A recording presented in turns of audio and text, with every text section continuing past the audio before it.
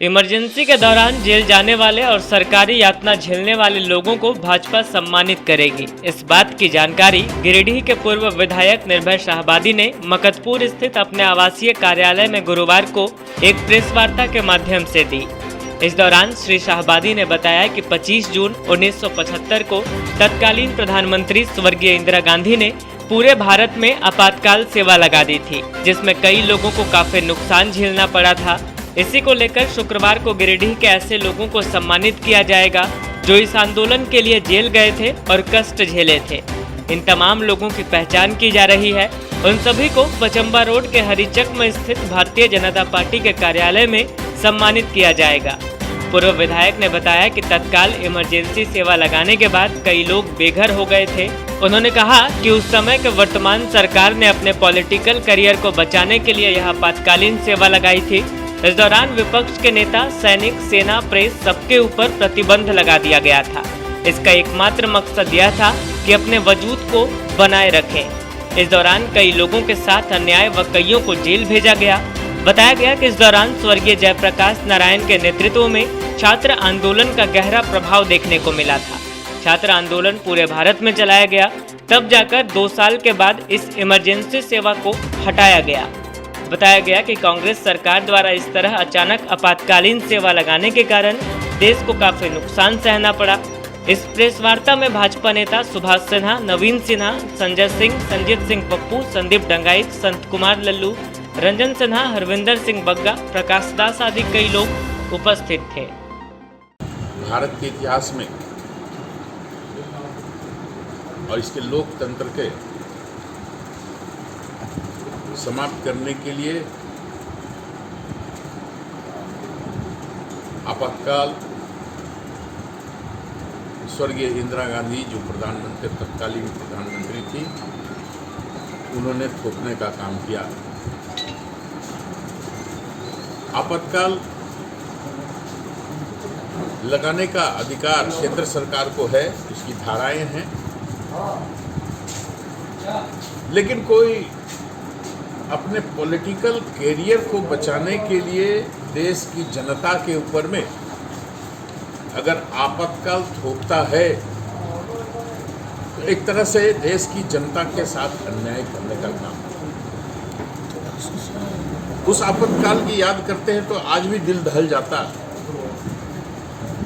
सारी संवैधानिक संस्थाओं को निरंकुश बना दिया गया। विपक्ष के जितने नेता थे, यहाँ तक कि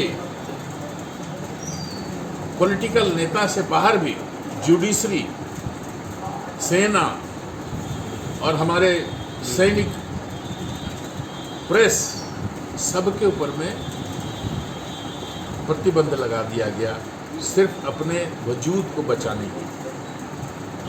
इस 2 साल के आपातकाल में तरह तरह के अत्याचार किए गए, अपनी झोली भरने का काम किया गया। दूसरी ओर आपातकाल के विरोध में खड़े लोगों के ऊपर में अमानवीय कार्रवाई की गई, नेताओं को जेल भेजा गया। ये तो धन्यवाद देना चाहेंगे इस अवसर पर छात्र आंदोलन का, स्वर्गीय जयप्रकाश नारायण जी के नेतृत्व में पूरे भारत में छात्र आंदोलन के प्रभाव को देखते हुए इमरजेंसी को समाप्त किया गया, आपातकाल को हटाया गया। लेकिन उस दौरान जो अत्याचार हुए, जो अमानुषिक अत्याचार हुए, जो संविधान के साथ खिलवाड़ किया गया, वैसी परिस्थिति तो अभी बन पड़ी है। आज हम कह सकते हैं कि जिस तरह से देश के अंदर बैठे हुए गद्दार देश के सीमाओं के पास खड़े दुश्मन का साथ दे रहे हैं, देश के अंदर में जो अफरा तफरी का माहौल बनाने का प्रयास कर रहे हैं, सही माहौल तो अभी है आपातकाल लगाने का। लेकिन हमारी पार्टी के लोग, हमारा नेतृत्व ऐसे कर्मों पे विश्वास नहीं करता। इसलिए हम लोग पूरे सम्मिलित पूरे भारत में इस आपातकाल को हम काला दिवस के रूप में कल मनाने जा रहे हैं। प्रत्येक भारतीय जनता पार्टी का एक एक कार्यकर्ता नागरिकों का साथ लेकर काला बिल्ला कल धारण करेगा और जिन लोगों ने इस आपातकाल में कष्ट झेले हैं, जेल यात्रा की है, उनको हम लोग कल सम्मानित करेंगे और जनता को, जो आने वाली नौजवान हमारी नई पीढ़ी है, उस बात को अवगत कराएंगे किस तरह से उन लोगों ने संघर्ष करके ऐसे काले कानून को वापस करने के लिए मजबूर कर दिया। आपातकाल क्यों लगा, किस परिस्थिति में लगा, इसके ऊपर में हम आगे विवेचन करेंगे। लेकिन सिर्फ इतना ही आपको हम अवगत कराना चाहते हैं, कल का दिन प्रत्येक भारतवासी काला दिवस के रूप में इसको मनाएं।